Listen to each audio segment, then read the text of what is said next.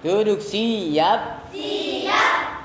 Gimana kabarnya hari ini? Alhamdulillah luar biasa. Allahu Akbar. Yes.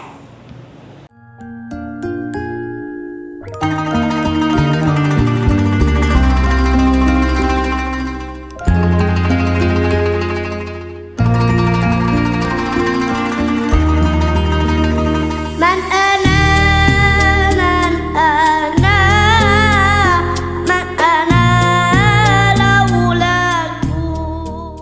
Assalamualaikum warahmatullahi wabarakatuh. Sore ini kami sedang ada di Gria Quran Mahabbah. Banyak yang belum tahu apa itu Gria Quran Mahabbah. Nanti kita akan tanya-tanya kepada Ustadz Rozi di samping saya. Beliau adalah pengampu ataupun kepala sekolah dari Gria Quran ini. Ustadz Rozi, Ya. Gria Quran Mahabbah ini banyak orang yang belum tahu loh, tapi muridnya sudah ratusan gitu loh. Saya dengar seperti itu. Sebenarnya Gria Quran ini makhluk apa ini? Coba tolong jelaskan ke kami dong. Masya Allah, ini mah juga.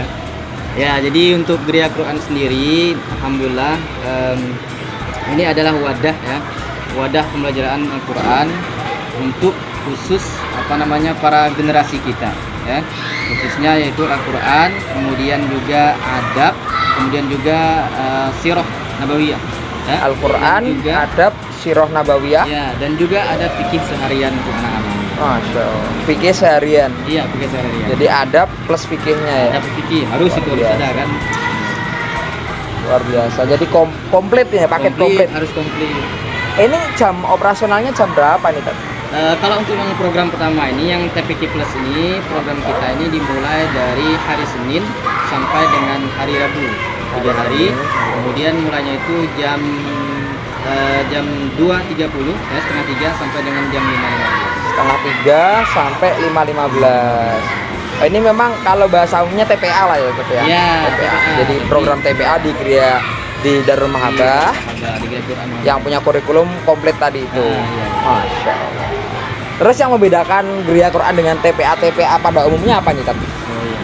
Kita kalau secara kurikulum itu bedanya adalah lebih mengajar kepada satu adab ya, kemudian juga hafalan tajwid ya, hafalan tajwid. Nah, ini di sini mereka ini ditekan untuk membaca Al-Quran secara baik dan kemudian juga hafal matan tajwid ya, Matan hafal tajwid. Kemudian juga nantinya bisa untuk menceritakan sirah-sirah nabawiyah seperti Nabi. Nah, seperti itu. Jadi anak-anak ini diajak mencintai Nabi dengan mengenal sejarah-sejarahnya. Kalau matan tajwid itu seperti apa, Tad? Matan tajwid itu saya kok Matan malah baru tajwid. tahu. Ya, matan tajwid ini isi-isi tentang hukum-hukum tajwid ya, hukum tajwid. Jadi apa? Kami memulainya dari sifat-sifat huruf ya, sifat-sifat huruf sama dengan tempat keluar huruf. Nah, ini anak Makhorijul huruf. ya. Ini anak-anak ini metodenya kita menghafal. Jadi anak-anak itu bukan hanya bisa mempraktekkan, tapi juga secara materi, secara umum mereka juga tahu. Oh, teorinya nempel. Makanya nempel. Kayak saya mungkin Ya. nun sukun ketemu ba iklab gitu ya. Benar. Cuman kan Kemudian- seringkali lupa itu hukumnya apa gitu ya. Ya. Kalau di sini Harapannya ditekankan. anak-anak ini kan nantinya juga mereka punya anak juga kan. Iya, iya. Jadi mereka bisa mengajarkan kepada anak mereka. Masya Allah. Nah, kira-kira nih, kenapa saya harus menyekolahkan atau men-TPA-kan anak saya ke sini, Tad? Kenapa, Tad? Yang pertama, satu, kita metode Quran ya.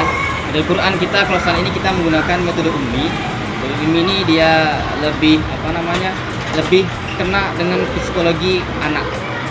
Nah, dari jilid 1-nya sampai jilid 6-nya. Yang namanya belajar Al-Quran ini ya, kita bisa bilang ini hanya tidak dengan waktu yang cepat ya, artinya butuh proses. Nah, makanya kita ini menggunakan metode ummi agar apa? Agar satu, psikologi anak ini tetap terjaga dengan belajar ya, Al-Quran. Artinya anak ini tidak takut belajar ini. Karena kalau misalkan melihat daripada materi-materi pelajaran Quran, kadang-kadang anak ini minder bahasanya ya, susah lah kelihatannya. Apalagi kalau di rumah orang tua yang ditanya-tanya terus emosi gitu ya. Beneran. Terus dia nggak mau belajar gitu ya. Beneran. Oh. Dan kemudian juga kita satu tadi kan ada apa namanya hafalan tajwid, matan tajwid. Ini harus kenapa? Karena anak-anak ini kekuatannya pada hafalan. Ya. Mereka bisa mempraktek, kemudian juga tahu ilmunya. Nah, yang nantinya harapan kami itu ilmu ini pun bisa diteruskan kepada generasi yang selanjutnya. Masya Allah. Jadi nggak cuman sebagai pelajar, tapi juga dipersiapkan menjadi pengajar untuk anak-anak mereka nanti. Luar biasa. Cah, mantap. Jadi memang di sini komplit lah dengan metode Umi yang tadi Ustadz Roy sampaikan. Memang mengajak anak-anak untuk belajar Al-Quran dengan menyenangkan seperti itu ya. Benar. Jadi nggak menyeramkan ya. Tidak menyeramkan. Jadi anak-anak bisa menghafal dengan mudah, senang. Nanti kita akan lihat gimana aktivitas-aktivitas mereka di sini. Mungkin gitu Ustadz Rozi. Siap. Semoga. Oh iya ya. Ini paling jauh dari mana nih Ustadz Rozi? Kayak saya lihat tadi berseliweran banyak anak-anak. Berapa jumlahnya sekarang nih? Kalau sekarang itu yang aktif nih ya, sekarang ini 134 ini Wah. yang aktif ya. Yang 134 siswa sebanyak itu dan nggak kedengeran itu. Iya. Tawaduk sekali Anda ini. Ustadz Rozi. Iya. Paling jauh dari mana Ustadz Rozi? Memang kita tidak apa namanya tidak begitu dipublikasikan sih. Secara gitu. itu. Kurang publikasi lah kita. Kurang kualifikasi.